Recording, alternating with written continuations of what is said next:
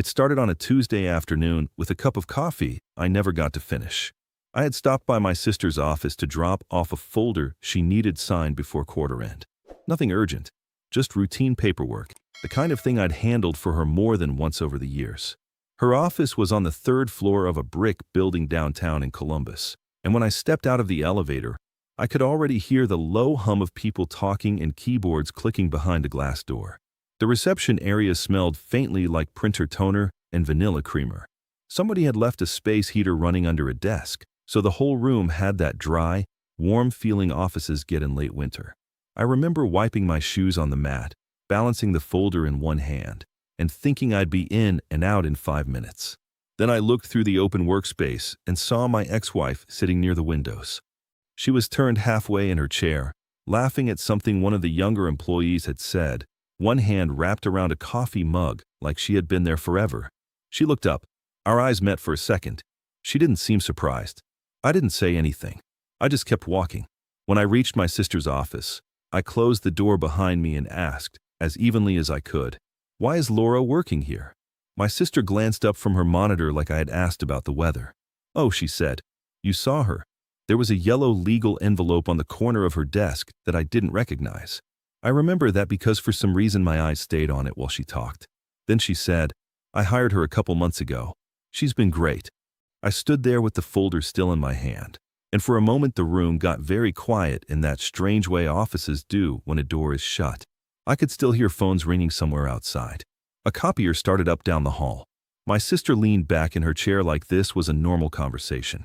A few days later, I would be sitting at my own kitchen table with a loan agreement open in front of me, reading one paragraph 3 times before I picked up the phone. But in that moment, all I did was look at her and try to understand what, exactly, I had just walked into. My name's Daniel. I'm 37, and for most of my adult life I've worked in tax and financial consulting. I started at a large firm right out of school, stayed long enough to learn how corporate people speak when they want to sound certain without saying much, then left and built my own practice. By the time this happened, I'd been on my own for almost 6 years. I wasn't flashy.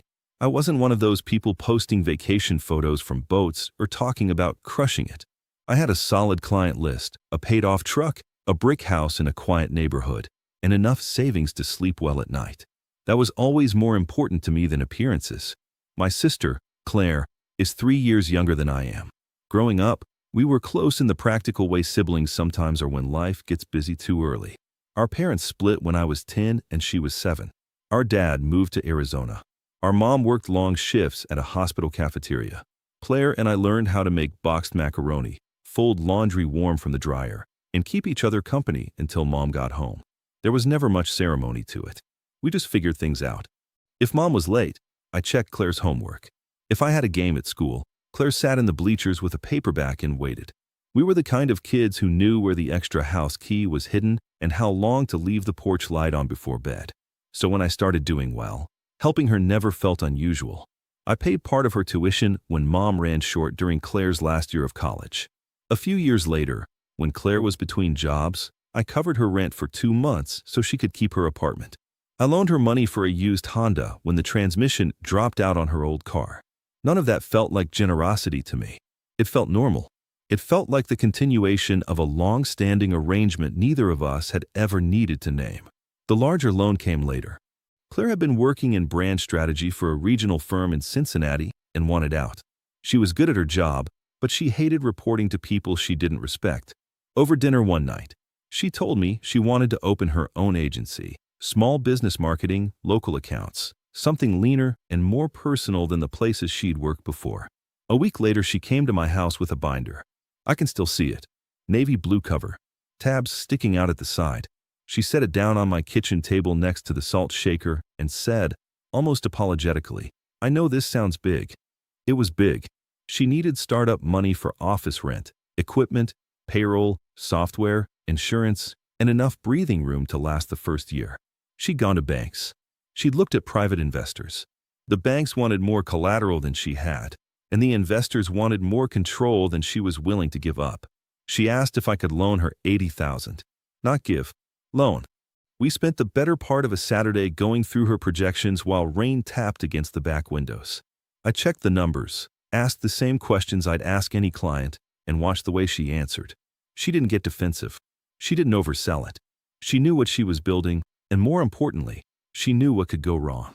Before she left, she stood by the sink with her coat folded over one arm and said quietly, "I wouldn't ask if I had another option." I believed her, so I agreed to loan her the money. We had a simple contract drafted. Interest was low. Payments would start after the first year and continue monthly. Nothing sloppy, nothing verbal. Everything on paper, signed and dated like it should be.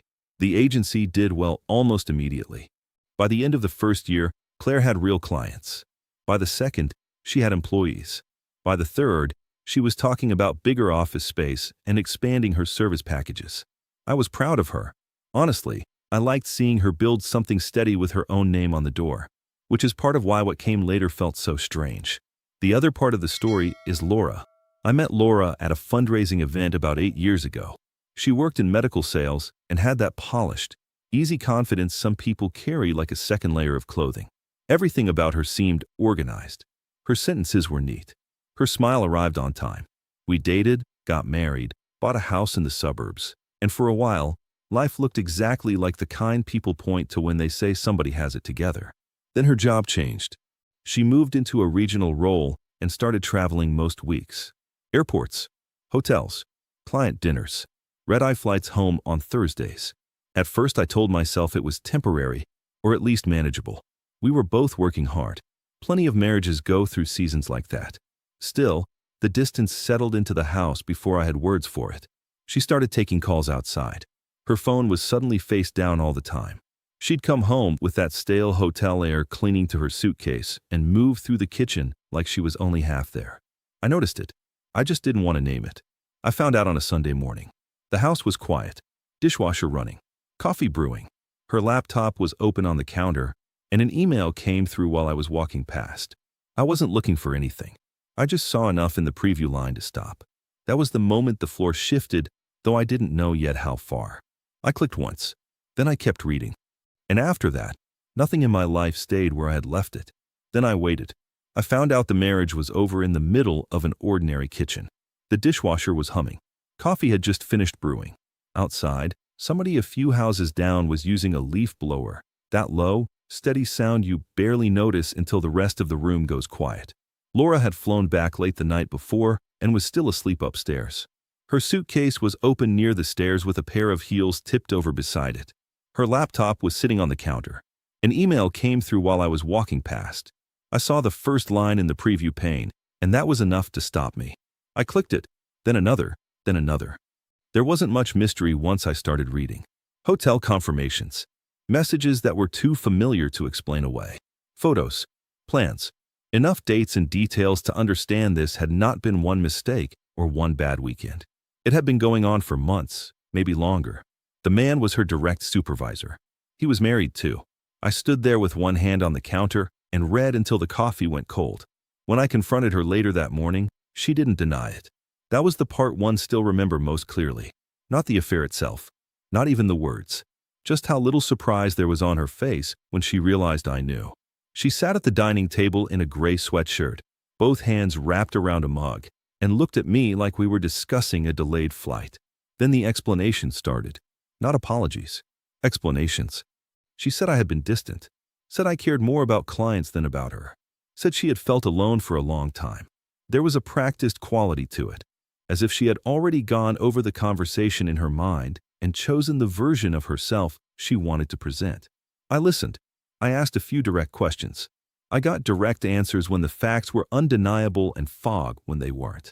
By Monday, I had called an attorney. I handled the divorce the same way I handled complicated tax matters for clients. Quietly, thoroughly. I gathered records, copied statements, saved messages, and made notes while details were still fresh. I didn't raise my voice. I didn't break anything. I didn't call friends and try to recruit outrage. I just started building a file. That should have been the end of the worst part. It wasn't. Because once Laura realized the divorce was moving forward, she changed tactics. I had always handled our taxes. Not because she couldn't understand them, but because I was the one with the training, and for years she had been happy to let me do it. Every return had been reviewed. Every document had been signed. Everything had been kept in order. I'm not saying that to make myself sound impressive. It's just true. My work life depends on records being correct, and I never treated my own paperwork any differently. Laura knew that. She also knew that even a false accusation can be expensive when the right agency gets involved. The complaint she filed said I had manipulated our returns, concealed income, and used deductions improperly for my own benefit. There were claims about hidden funds, about her not understanding what she had signed, about financial misconduct inside the marriage. It was a mix of things that sounded technical enough to worry people and vague enough to create smoke. None of it was true. That did not make it harmless. Once the complaint was made, it had to be answered. Notices came in thick government envelopes. Deadlines appeared. My attorney brought in a tax specialist to review everything with me line by line, not because I had done anything wrong, but because when the IRS starts asking questions, you answer them carefully and in full. It went on for months. I gave up billable hours to pull records I already had organized. I sat in conference rooms under flat fluorescent lights while people reviewed information that had been accurate from the start. I paid legal fees to defend work that never should have been questioned. A few clients heard pieces of it through the professional grapevine and quietly moved on. Not many. Enough. When it was finally over, the result was exactly what I had said from day one. No irregularities. No penalties. No findings against me. But by then I had spent close to $40,000 between legal help, specialty review, and lost work time. The damage wasn't just financial. It was the kind of thing that leaves a film over everything for a while. You start watching people's faces differently. You notice hesitation that probably isn't there. You become careful in a way that doesn't feel healthy, just necessary. Claire knew all of this. That matters. She wasn't hearing the story secondhand years later. She was there while it was happening. She called me during the audit period. She sat across from me at my dining table one night while papers were spread out in stacks and asked if I had eaten anything besides almonds and coffee that day. She told me Laura was out of her mind. She said more than once that if I ever needed someone to confirm what the marriage had looked like from the outside, she would do it. At the time, I believed that meant something permanent. The divorce ended the way most ugly divorces do, not cleanly, but finally. We sold what had to be sold, refinanced what had to be refinanced, divided accounts, and signed the last set of papers in a beige office with framed prints on the wall that nobody ever really sees. I kept the house by buying out Laura's share. She moved on. I rebuilt. For a while, rebuilding was its own routine. I worked. I ran early in the mornings. I got in the habit of rinsing my coffee cup as soon as I finished it instead of leaving it in the sink. I stopped agreeing to social plans I didn't want and stopped pretending I'd be ready to date again by some reasonable deadline other people seemed to have in mind for me. My friend Marcus checked in without pushing. He was one of the few people who understood that silence can be useful. Sometimes he'd come by on a Friday evening with takeout, and we'd watch a game with the sound low. Sometimes he'd just text, "You alive?" and I'd send back a thumbs up. Claire stayed in regular contact during that stretch. She called often, asked how things were going, sent me photos from work when her team landed a new account. She still made her monthly loan payments on time, every time. $2,000, like clockwork. I didn't have to remind her. I didn't have to chase anything down. That consistency mattered to me. It made the arrangement feel stable. It made her feel trustworthy, which is why, when I walked into her office that afternoon and saw Laura sitting there like she had every right to be, my first reaction wasn't anger. It was confusion. I remember Claire's office clearly because after a certain kind of conversation, rooms stay with you. She had a wood desk with metal legs, 2 guest chairs across from it, and a floor lamp in the corner that gave off a softer light than the overhead fixtures outside. There was a whiteboard on one wall with campaign dates written in blue marker. A half-eaten protein bar sat beside her keyboard. She looked at me after I asked why Laura was there and said, "I hired her a couple months ago. She's been great." I set the folder down on the chair beside me. "You hired my ex-wife," I said. Claire gave a small shrug. She needed work. I needed somebody strong with client accounts. There are moments when your mind goes very still, not because you're calm exactly, but because you understand too quickly that the conversation is not happening on the level it should be. I looked at her and waited for the rest of it. An explanation. Some sign that she understood what this meant. Maybe even an awkward acknowledgement that she should have told me. Instead, she said, "I didn't think it was a big deal." I asked, "Did you forget what she did to me?" Claire leaned back in her chair and let out a breath through her nose, the way people do when they think somebody else is making things harder than they need to be. "That was between you and Laura," she said. "This is my business." I remember the sound of someone laughing in the hallway outside. I remember the vent kicking on overhead. I remember looking at the legal envelope on the corner of her desk because it was easier for a second than looking at her face. "She filed false accusations," I said. "I spent months cleaning that up." Claire waved one hand lightly, almost impatiently. "And nothing happened. They cleared it, right?" I just looked at her. Then she gave a short laugh and said, "Daniel, you're being dramatic." That was the line. Not loud, not furious, not even especially cruel in tone, which somehow made it land harder. She said it like she was telling me I had overreacted to traffic or a bad restaurant bill, like the audit, the legal fees, the lost clients. The wreckage of that period of my life could all be reduced to me having trouble letting go of a breakup. I didn't argue. I asked 2 more questions. I asked whether Laura knew who had loaned Claire the money that started the company. Claire hesitated before answering, and that hesitation was answer enough. Then I asked whether she had ever intended to tell me Laura was working there. Claire said, "I assumed you'd get over it." I nodded once. Then I picked up the folder, said, "Understood," and walked out. I didn't stop to look at Laura again on the way through the office. I kept my eyes on the glass door, pushed it open, and stepped out into the colder air of the stairwell. The building smelled faintly like dust and old paint. Somewhere below me, a door slammed. I drove home without turning on the radio. At a red light, I put my phone face down on the passenger seat and left it there. When I got home, the house was quiet in the way it usually was around 4 in the afternoon. The winter sun was coming in low through the back windows, catching the edge of the dining table. I took off my coat, set my keys in the bowl by the door, and stood in the kitchen for a minute without moving. Then I opened the drawer where I kept important papers, pulled out Claire's loan agreement, and laid it flat on the table. There are documents you read for information, and there are documents you read to confirm what you already know. I read the whole thing anyway. Then I reached the clause I was looking for, and I slowed down. And after that, I picked up the phone. When I picked up the phone, I already knew who I was calling. Her name was Rebecca, and she had handled a few business matters for me over the years. She was careful, not theatrical, which is what I wanted. I didn't need a friend to tell me I was justified. I needed somebody to tell me what the contract actually allowed and what the next clean step looked like. She answered on the second ring. I gave her the short version first. My sister had hired my ex-wife. She knew the history.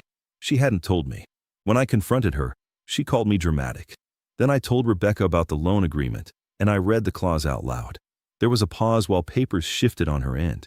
"Send it to me," she said. I scanned the agreement and emailed it over from the kitchen table. The room was getting darker by then. The coffee maker still had half a pot in it from that morning, burnt down to that bitter smell old coffee gets when it sits too long on heat. I poured it out, rinsed the carafe, and waited. Rebecca called back 20 minutes later. "You're within your rights to demand immediate repayment," she said. "The language is broad, but enforceable enough to support a formal demand, especially if there's a documented change in trust or relationship tied to the agreement." I leaned back in my chair and looked out the window over the sink. My neighbor's porch light had just clicked on. She kept going. "That doesn't mean it won't create fallout. It will. But legally, yes. You can call the loan." I asked what the cleanest way to do that would be. "Step 1, she said, you do not call your sister again tonight. Step 2, I draft a formal demand letter. Step 3, you let process do what process is for." I wrote that down on a yellow pad, even though I didn't need to. It helped to see it in order. Step 1, no more direct argument. Step 2, formal notice. Step 3, let the paper speak. That was the moment something settled in me. Not relief, not satisfaction, just order.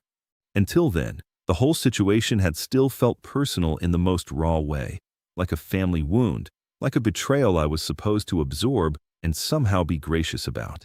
But once the agreement was on the table and a lawyer had confirmed what it meant, the shape of things changed. There were terms. There was a timeline. There was a document both of us had signed at my kitchen table years earlier when we still trusted each other. I wasn't improvising. I wasn't lashing out. I was enforcing a contract. That distinction mattered to me more than it probably would have mattered to anyone else. Rebecca sent a draft the next morning. I read it twice before approving it. It was straightforward. No extra language. No edge to it. It stated the original loan amount, the payment history, the remaining balance, the relevant clause, and the demand for full repayment within 30 days. It also offered an alternative. Claire could contact counsel to discuss a revised accelerated payment plan before the deadline expired. That part was important to me. I wasn't trying to corner her. I was giving her a formal path to respond. The letter went out by certified mail that afternoon. After that, I went back to work. That probably sounds colder than it felt. But one thing I've learned in my profession is that paperwork has its own pace, and there's no benefit in pacing the room while you wait for it. I had client meetings. I had returns in progress. I had a business to run. So I answered emails, reviewed year-end statements, took 2 calls about estimated payments, and tried not to think about the fact that by then my sister was probably opening an envelope with my lawyer's letter inside. She called me the following evening. I was at home at the time, heating soup on the stove. The number came up, and I let it ring once more than I normally would before answering. She didn't say hello. "What is wrong with you?" Her voice was sharp and already moving. I could hear traffic in the background, maybe her car speaker, or maybe she was outside somewhere. I turned the burner down and said, "You got the letter. You're seriously demanding $67,000 in 30 days? I'm enforcing the agreement. This is because of Laura." I reached over and switched the stove off entirely. "This is because you hired someone who tried to damage my career, hid it from me, and then laughed when I told you it felt like a betrayal." She gave a sound somewhere between disbelief and annoyance. "Oh my God, Daniel, listen to yourself. You are proving my point." I didn't respond right away. People will often keep talking when you leave silence where they expected a fight. Claire did. "She works for me," she said. "She's good at what she does. Clients like her. I'm not going to run my business around your personal issues." I said, "You can run your business however you want. And I can decide I no longer trust the person who owes me money. That is not what this is. It is exactly what this is." There was a pause then, shorter and harder. "So what?" she said. "You're punishing me because I didn't pick your side in a divorce." I picked up a spoon, stirred the soup once, then set the spoon down again. "No," I said. "I'm responding to the fact that my sister chose my ex-wife over me and treated the damage she caused like it was nothing." Claire's tone changed after that. Less indignant, more urgent. "I cannot pull that kind of money out of the business in 30 days. Then have your attorney contact mine and propose terms. You know that would wreck my cash flow. You knew what the agreement said." She started talking over me then, about payroll, about office rent, about what expansion had cost, about how I was putting her in an impossible position. I listened long enough to understand there was no acknowledgement anywhere inside any of it. No sign that she understood why this had happened or that she regretted any part of it beyond the inconvenience to herself. When she finally stopped, I said, "You have the letter. Follow the process." Then I ended the call. I put the phone face down on the counter and let the kitchen go quiet again. The soup had formed a thin skin across the top from cooling. I stood there looking at it for a second, then poured it into a bowl and ate at the table without turning anything on. The family call started 2 days later. First my mother. She sounded tired before she even got to the point.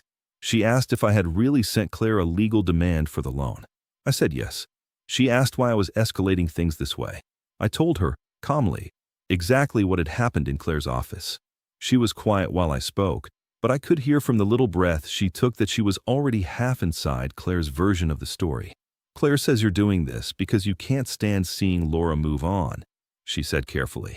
I looked at the wall over the sink for a moment before answering. "No," I said. "Claire says that because it sounds cleaner than the truth." Then I gave her the truth.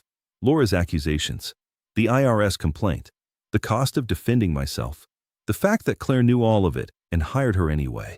Mom didn't interrupt, but when I finished, she said something that told me she still wasn't fully taking it in. "She did support you during the divorce." I said yes, which is part of why this matters. By the end of the call, neither of us felt better.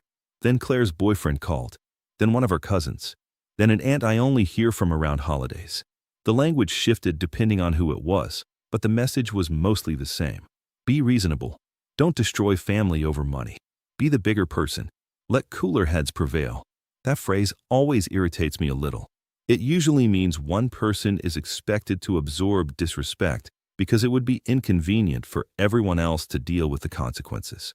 I didn't argue with anyone for long. By then I understood that Claire had already simplified the story for them. In her version, I was demanding immediate repayment because she had hired my ex-wife and I was acting out of bitterness. The legal complaint, the professional harm, the months of fallout. Those details either got blurred into divorce drama or left out entirely. So I stopped taking explanatory calls one by one.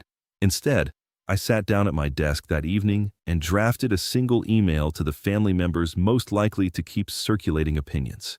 I kept it factual. I laid out a short timeline: marriage, discovery of infidelity, divorce filing, false complaint, federal review, professional and financial costs. Final, no finding result. Claire's support at the time. Claire's later decision to hire Laura. Claire's decision not to tell me. Claire's statement that I was being dramatic. Then the loan agreement and the repayment clause. No accusations. No flourishes. Just dates, amounts, and sequence. Before sending it, I attached two things: the page showing the loan clause and the closing notice confirming there had been no irregularities in the tax review. I read the email once more and removed one sentence that sounded too personal. Then I sent it. After that, the noise dropped. Not completely, but enough.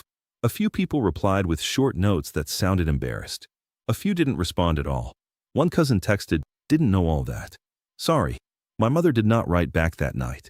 Claire didn't contact me directly for several days. That silence told me two things. First, she had not expected me to document anything for the rest of the family. Second, somebody had probably advised her not to keep discussing it casually. A week after the demand letter went out, Rebecca called with an update. "Claire has counsel now," she said. "They want to discuss alternatives to immediate repayment." I stood in my office with the blinds half open, looking down at the parking lot while she talked. It had snowed overnight, and the edges of the lot were lined with gray slush pushed up by plows. "What are they proposing?" I asked. "Nothing concrete yet. They're still gathering financials." "Fine," I said. Rebecca paused, then added, "For what it's worth, this is the stage where people usually realize the document is real." I almost smiled at that. The document had always been real. That was the part Claire had missed. Maybe because it was made at a kitchen table instead of a bank. Maybe because family agreements can feel soft right up until the day they aren't. That night, when I got home, there was no message from Claire. No apology. No explanation. Just a certified mail slip tucked in my door from an unrelated client package and a stack of regular envelopes on the hall table. I sorted through them slowly, standing there in my coat. Bills, advertisements, a trade journal, one handwritten note from my mother asking if we could talk in person soon. I set that one aside. Then I carried the rest into the kitchen, lined them neatly on the counter, and stood for a minute in the quiet house, knowing the next move would not be emotional. It would be financial, and it would come through lawyers. Once the lawyers got involved, everything became slower and more precise. That was probably for the best. When people speak through counsel, they tend to say less, and what they do say has a structure to it. Dates matter. Numbers matter. What can be documented matters. Feelings don't disappear, but they stop driving the car. Claire's attorney sent over a first proposal near the end of the 30-day window. I read it in my office early on a Thursday morning before my staff arrived. The heat hadn't fully caught up with the building yet, so the room still had that faint chill that lingers in older offices overnight.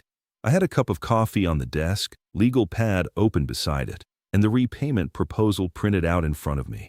They offered $5,000 a month for 14 months, with a modest increase in interest.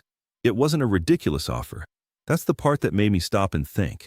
Up to then, Claire had been framing this as though I was trying to ruin her, or as though I'd made some wild emotional decision with no practical endpoint. But this proposal told a different story. It told me she understood the debt was real, the contract was real, and the situation had moved beyond family opinion. I called Rebecca after I finished reading it. "She can probably do this?" I asked. Rebecca had already reviewed the financial package Claire's counsel sent over. Profit and loss statements, cash reserves, payroll obligations, lease expenses, account summaries. Not everything in perfect detail, but enough to get the shape of the business. "Yes," she said. "From what they've produced, she can handle $5,000. It would tighten things. It would mean no room for careless spending. But yes, she can handle it." I looked back at the page. And if we push higher? She'd either have to cut staff, cut expenses fast, or miss the payment schedule? That answer stayed with me after the call ended. Because the easy version of the story, the version some of the families seemed to prefer, was that I had become vindictive and was now trying to squeeze my sister until she broke. But the truth was more exact than that. Claire had resources. She had a functioning business. She had enough stability to negotiate through counsel instead of simply saying she couldn't pay. What she did not have was the willingness to admit that hiring Laura had any real consequence. So I sat there and thought about what, exactly, I was trying to accomplish. Not revenge. That word never fit. I wasn't trying to humiliate her. I wasn't trying to stand over the wreckage of her business and feel satisfied. If I had wanted to act in anger, I could have done that in the first week, on the phone, by saying too much. I didn't. What I wanted was clarity. I wanted the debt repaid on terms that reflected the actual breach of trust. And I wanted some line drawn between my sister and the person who had spent months trying to make me look dishonest. By then, Laura had become more than just an employee inside Claire's company. I knew that because bits of information had started reaching me from people we both knew professionally. Nothing dramatic. No gossip chain. Just the kind of small factual details that travel through business circles when enough people overlap. Laura was handling major client contact. Laura was joining strategy meetings. Laura was suddenly visible in the company's outward-facing work. One contact mentioned seeing her at a networking mixer with Claire, the two of them standing close together, talking like longtime colleagues. The picture was becoming clearer. This wasn't a reluctant hire. Claire hadn't brought Laura in as a temporary fill-in and then gotten stuck. She had made a choice, invested in it, and continued deepening that choice while acting as though my reaction was the only unreasonable thing in the room. So when Rebecca asked what I wanted to counter with, I answered carefully. $6,000 a month for 12 months, I said. And I want Laura gone. Rebecca went quiet for a second. You can ask for the payment terms, she said. The employment part is different. I know I can't control her staffing directly. Good. I'm not pretending otherwise. I'm saying that's the condition under which I'd voluntarily accept a revised payment plan instead of forcing the original terms through litigation. That distinction mattered legally, and I knew it. Rebecca knew it too. She said, "It will probably be rejected." Then it's rejected. She sent the counter that afternoon. After that, there was nothing to do but wait. And waiting, in situations like that, is not passive. At least not the way I do it. I made a list. Not because I was spiraling. Because I wanted the next stage of the situation clean in my own mind if negotiations failed. I took a fresh page on the legal pad and wrote 3 lines. Step 1. Keep every communication through counsel. Step 2. Preserve every document and payment record. Step 3. Let the consequences come through process, not argument. I left the pad open on my desk for the rest of the day. There's comfort in sequence when everything else feels contaminated. That evening my mother came by the house. She hadn't said she was coming.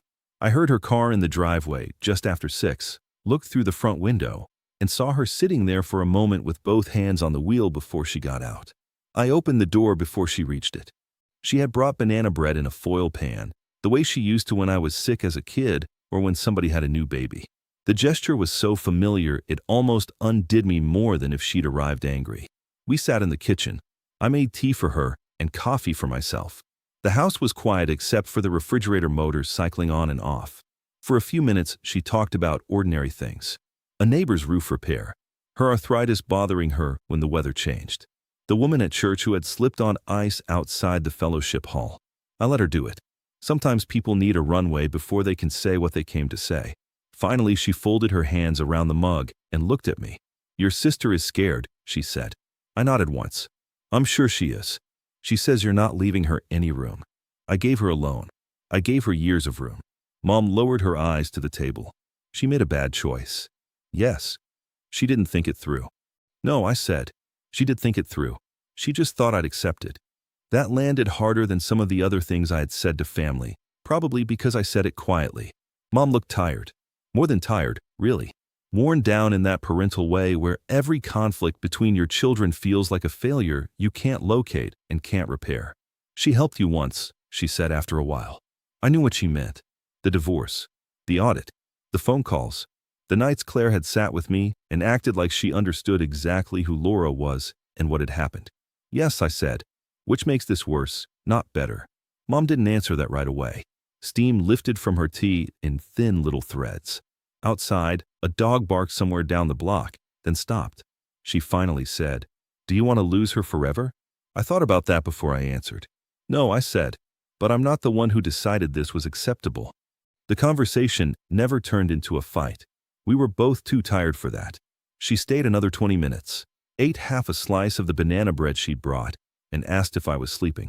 I said, "Enough." It wasn't exactly true, but it was easier than explaining the restless kind of sleep where you wake up feeling like you've been carrying a weight all night. When she left, she stood at the door a moment like she might hug me, then did. Her coat smelled faintly like cold air and laundry soap. After she drove away, I wrapped the rest of the bread and put it in the refrigerator. Then I washed the 2 mugs, wiped down the counter, and stood at the sink longer than necessary with my hands under warm water. The response from Claire's counsel arrived the next afternoon. They rejected both terms. Not just the staffing condition, the $6,000 payment plan too. Their position was that Claire could manage $4,000 a month at most without destabilizing the business. They also said, in more polished language, that any pressure relating to Laura's employment was inappropriate and would not be entertained. I read the email twice. Then I called Rebecca. She rejected 6? She rejected everything except the idea of dragging this longer, Rebecca said. I could hear keyboard clicks in the background on her end. She was likely already pulling up notes. "What now?" I asked. "We proceed, unless you want to come down." I looked out my office window again. The snow in the lot had melted into strips of dirty water and exposed asphalt. A delivery truck was backing up near the side entrance with that repetitive warning beep. "No," I said. "We proceed." Rebecca exhaled once. Not frustration, more like confirmation. "All right," she said. "Then be prepared for one of 2 things. Either they'll come back very close to the deadline under more pressure, or they'll make a more aggressive move to stall." That turned out to be exactly right. With 3 days left before the demand period ended, Claire came to my house. She brought her boyfriend, Evan. I opened the door and saw both of them standing there under the porch light. Claire looked drawn, not fragile, just tightened somehow, like the last few weeks had taken all the softness out of her face. Evan stood half a step behind her with his jaw already set in that determined way people get when they've rehearsed being reasonable on somebody else's behalf. I let them in. No one took off a coat at first. That told me this wasn't a visit meant to last. Claire said, "We need to talk." I gestured toward the kitchen table. "Sit down." Evan stayed standing for a moment before finally pulling out a chair. Claire sat across from me and placed both hands flat on the table like she was trying to steady them. The room smelled faintly like dish soap and the rosemary chicken I'd made earlier. A lamp over the stove was on, throwing a softer light than the ceiling fixture. Everything looked ordinary, which made the tension inside the room seem even more pronounced. Claire started without any preface. "I can't do what you're asking. You can't pay the debt," I said, "or you won't." She closed her eyes for a second.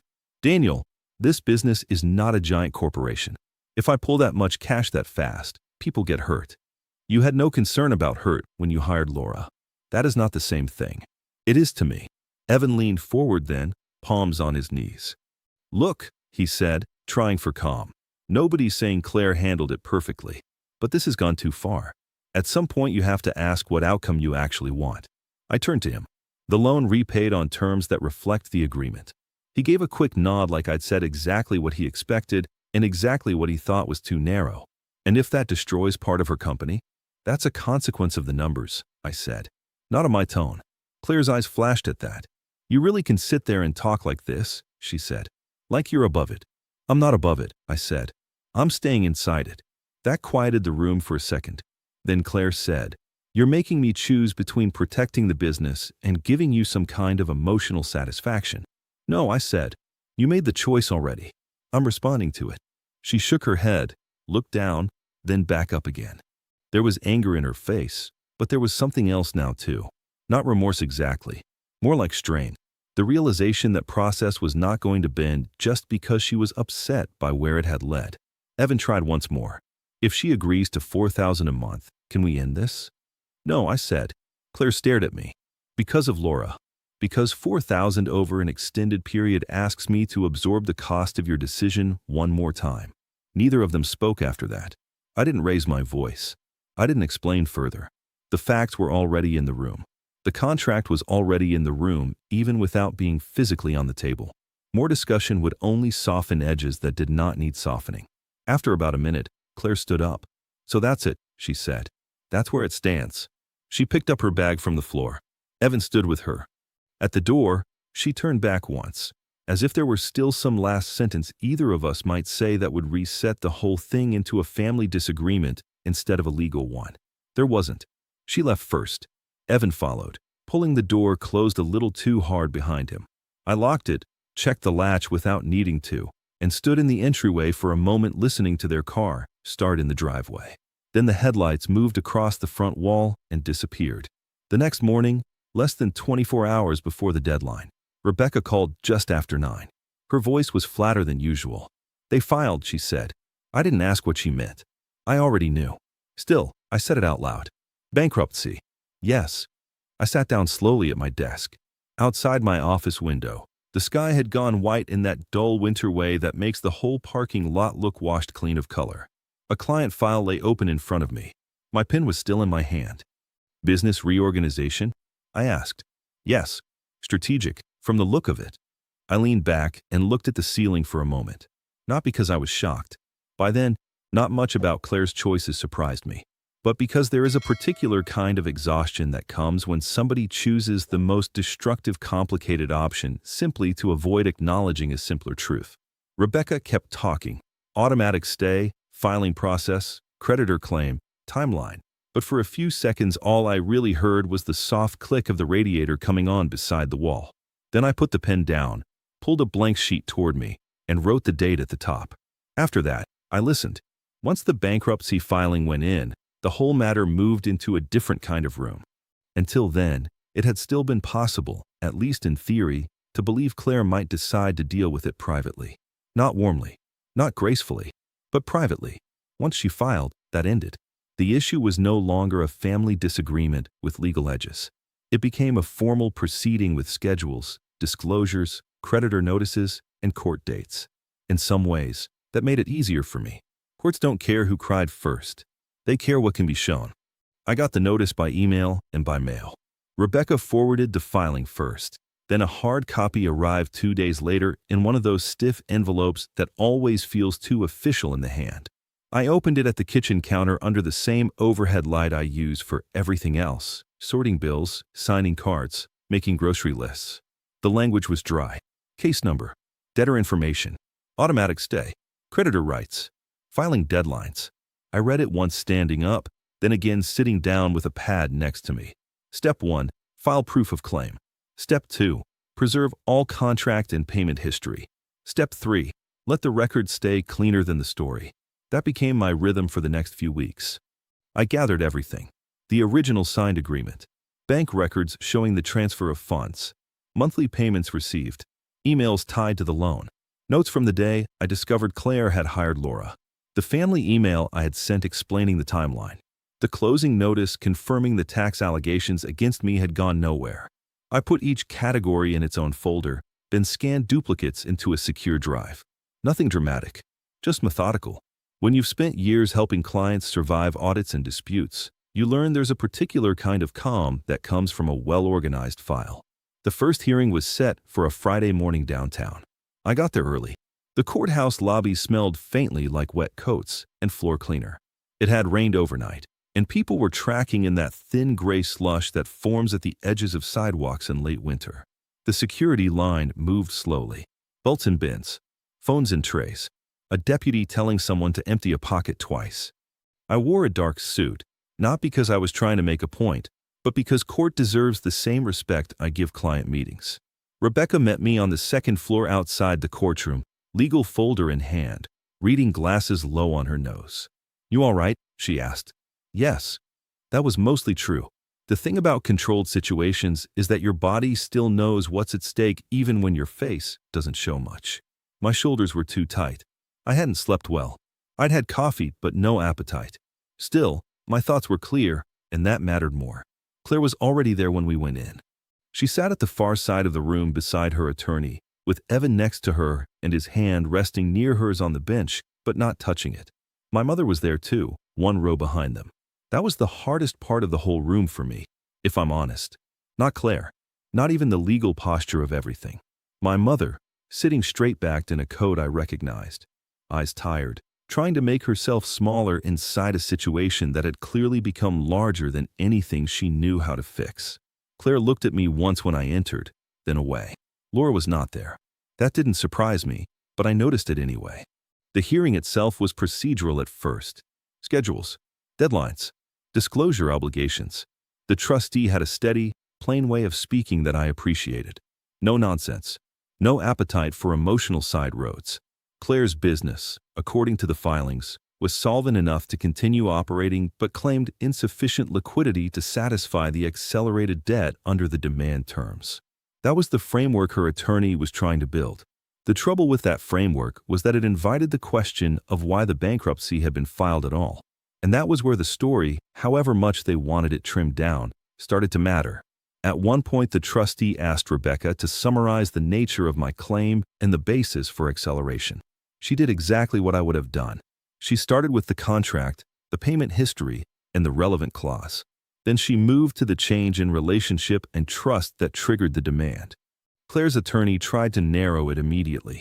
"This is essentially a personal dispute between siblings," he said, standing with that polished courtroom voice some attorneys use when they want to sound above the mess. Rebecca didn't look at him. She looked at the trustee. It became a legal dispute when the debtor chose to rely on personal access and trust to secure a low-interest family loan, then materially altered the basis of that trust and disregarded the contractual consequences. That was the cleanest sentence anybody said all day. The trustee nodded once and asked whether the material alteration involved more than an ordinary family disagreement.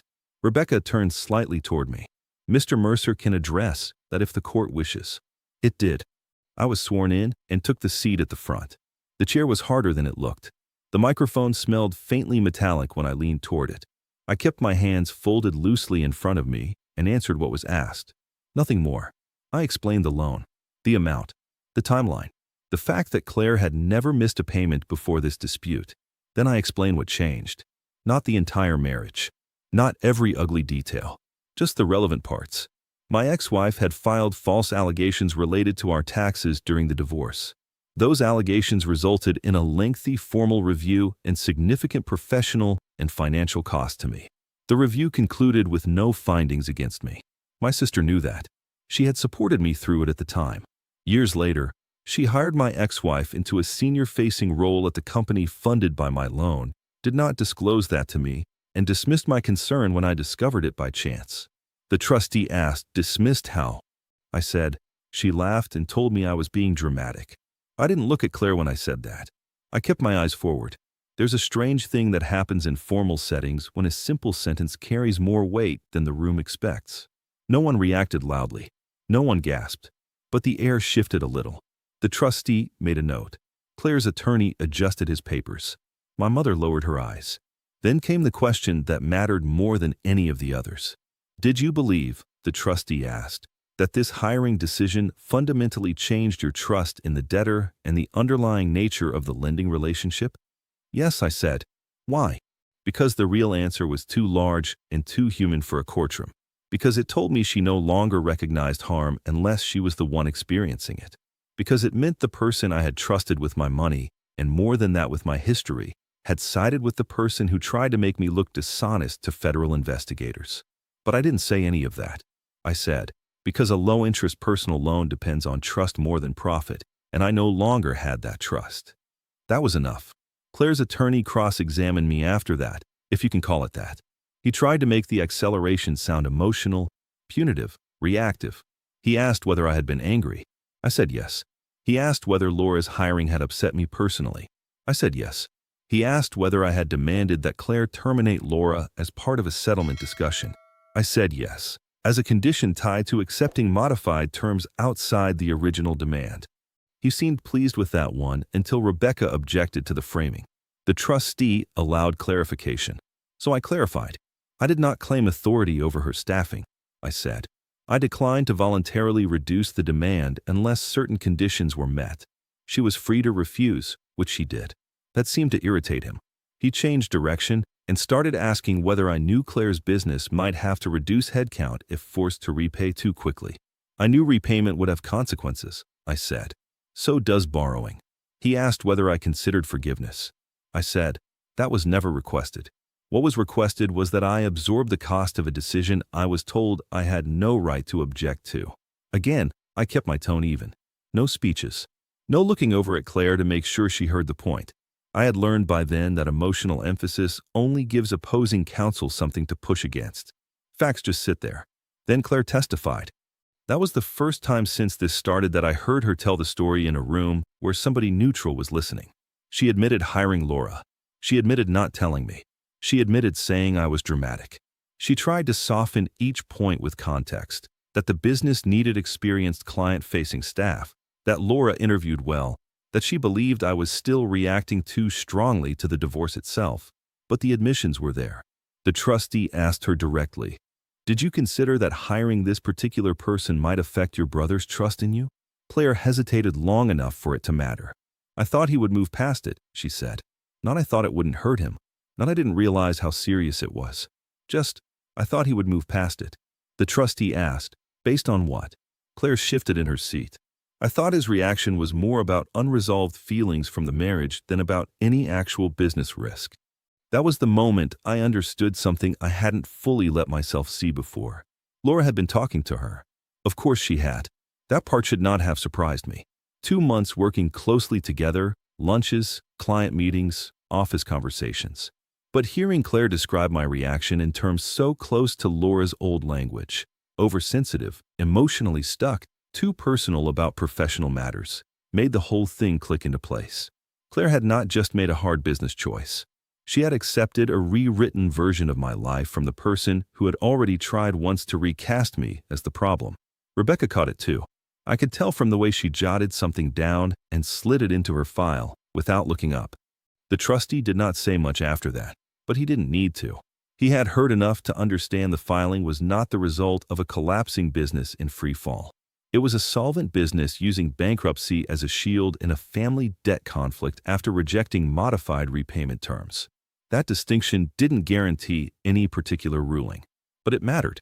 After the hearing, the hallway outside the courtroom was crowded and warm from too many people in heavy coats. Someone nearby was arguing softly into a phone. A bailiff pushed through carrying a stack of files. My mother stepped toward me as Claire and her attorney moved the other way. "Daniel," she said. I stopped. She looked like she had something prepared, then forgot it halfway to saying it. "I hate this," she said finally. "I know." She glanced back toward Claire, who was standing near the end of the hallway with Evan, head bent toward her lawyer. "There has to be a way to end this without tearing everything apart." I could have answered a dozen different ways. I could have told her that the tearing had started long before court.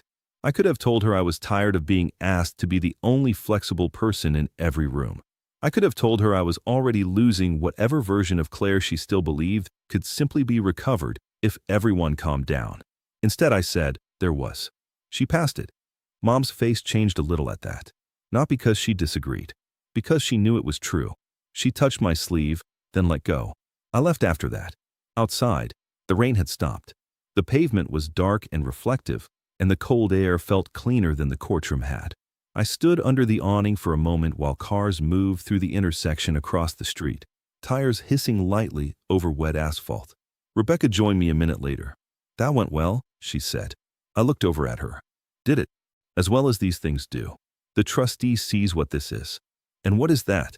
She adjusted the strap of her bag on her shoulder. "A contract dispute that got forced into a family tragedy because one side mistook your restraint for weakness." I didn't answer that. We walked to the parking garage in silence. Over the next few months, the case moved the way bankruptcy cases move, slowly, in filings and schedules and hearings separated by long stretches of administrative quiet. Claire's business records were examined more closely. Revenue, accounts receivable, lease obligations, payroll, vendor contracts. The deeper the review went, the clearer it became that the company was not failing in any ordinary sense. It had money coming in. It had clients. It had obligations, yes, but not chaos. The filing had been strategic.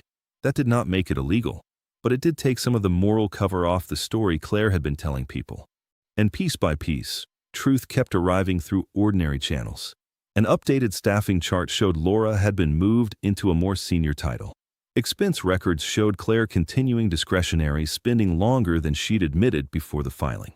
Internal communications produced in Discovery made it plain that concern about my demand had started immediately after I found Laura there, not because the company had no options, but because Claire refused to make any concession that looked like admitting I had a point. There was no dramatic reveal, no single document that blew the room open, just accumulation. That's how most truth works, in my experience. It doesn't explode, it stacks. By summer, I had stopped expecting any apology that wasn't attached to strategy. Then one afternoon, after a status conference that lasted less than 20 minutes, I passed Claire in the corridor outside the hearing room with no lawyers between us and no one close enough to overhear unless they tried. She stopped first. So did I. For a second, neither of us said anything. The hall was cooler than the courtroom, and I could hear the distant thump of an elevator door closing somewhere down the building. Claire looked tired in a real way now. Not performative, just worn down by months of trying to hold a position that had cost too much to keep. She said quietly, "You really won't let this go." I looked at her. "That's not what's happening." Her mouth tightened. "You know what I mean." "Yes," I said. "I do." She crossed her arms, more for containment than for defense. "You could have trusted me to work it out." I answered her the same way I would answer a client who confused goodwill with exemption. "I trusted you before. That was the whole basis of the loan."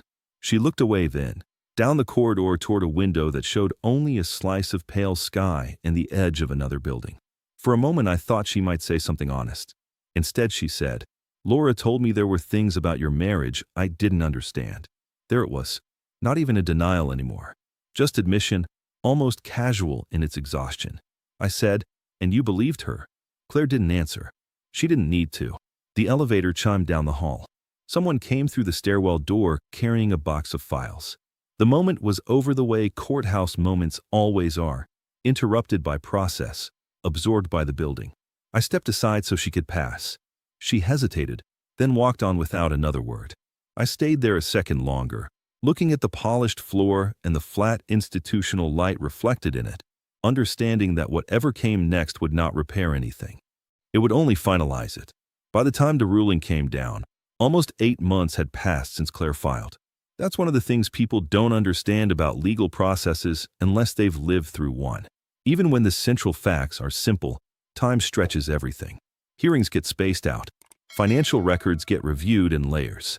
Proposals move back and forth until they stop moving. Life keeps happening in the background while the case sits there, unfinished, taking up space in your mind whether you want it to or not. By then, I had settled into a routine around it. I worked. I answered what Rebecca needed. I reviewed filings when they arrived. I stopped checking my phone every time it lit up. I stopped expecting anything from Claire that wasn't routed through counsel. That helped. It didn't make any of it good. It just made it manageable. The final hearing was on a Monday morning in early fall. The air had changed by then. Cooler at night. Drier. The trees around the courthouse had started turning at the edges, just enough yellow in them to notice if you were the kind of person who notices those things. I got there early again, not out of nerves this time, but habit. I like arriving before I'm required to be somewhere. It gives me time to take in the room before the room takes anything from me. Claire wasn't there. Her attorney was. Evan was not. My mother wasn't either. I don't know whether that was by choice or because by then she simply couldn't sit through one more morning of it. Either way, the absence changed the feel of the room. It was less emotionally crowded, more administrative, more final. Rebecca sat beside me with a narrow folder and a pen resting across it. She said, "This should be short." She was right. By that point, most of the work had already been done in the record. The trustee had reviewed the company's operating history, cash flow, debt structure, and repayment options. My claim had been validated. The acceleration clause had been treated as enforceable under the specific facts. Claire's filing had clearly delayed immediate collection, but it had not erased the debt, and it had not persuaded the court that the debt should be discounted simply because enforcing it had become uncomfortable. The judge's tone was measured, not sympathetic to either side. He said, in essence, what the paperwork had been saying for months. The debt was real. The underlying business remained viable. The accelerated demand was not invented out of thin air, and the breakdown in trust was sufficiently tied to the structure of the original agreement to justify enforcement. At the same time, he made it clear that he did not love the path either of us had taken to get there. He described the situation as one that should have been resolved privately if the relationship had been healthy enough to allow it. That line stayed with me because it contained the whole problem. It assumed there had still been a healthy enough relationship to work with. There wasn't. The order, when he got to it, was straightforward. Claire's company would remain under the court-approved reorganization plan. My claim would be paid in full, including accrued interest during the bankruptcy period, through structured monthly payments of $4,500 over 18 months. Any missed payment would put me in a position to pursue further remedies immediately. It was less than I had wanted up front. It was more than Claire had wanted to pay, which probably meant it was close to what the system considered fair. I listened without taking notes. Rebecca wrote down the formal language. I just sat there with my hands folded and let the numbers settle into place. $67,000, plus the added interest, distributed over time. Not ideal, but real. When the hearing ended, there was no rush of feeling. That surprised me a little. I had imagined that a ruling, one way or the other, might land with more force. Relief, anger, vindication, something sharper. Instead, it felt like the end of a long administrative storm. The windows had stopped rattling, and now I could hear the house again. Outside the courtroom, Rebecca turned to me and said, "You got the substance of what you were owed." "Yes," I said. She studied my face for a second. "But," I gave a small shrug. "That's all." She nodded once. She understood. Money and closure are not the same category of thing. I rode the elevator down alone. The lobby was bright in that plain midday way government buildings are bright, all polished floor and overhead light. A man in a work jacket was arguing quietly with a parking validation machine near the entrance. Somebody had left a styrofoam cup on a bench. The ordinary details of it were almost comforting. I stepped outside and stood on the sidewalk for a minute before heading to the garage. The breeze had that dry edge early fall gets before it turns cold for Betrayal. Across the street, a woman was walking fast with a takeout bag tucked against her side, and somewhere behind me I could hear a delivery truck idling. I took out my phone and saw one new voicemail. It was from my mother. I didn't listen to it there. I waited until I was in the truck with the door closed. She spoke softly, like she always does when she's trying not to cry. "Daniel, I heard it's over. Or mostly over. I hope now maybe this can settle down. Call me when you can."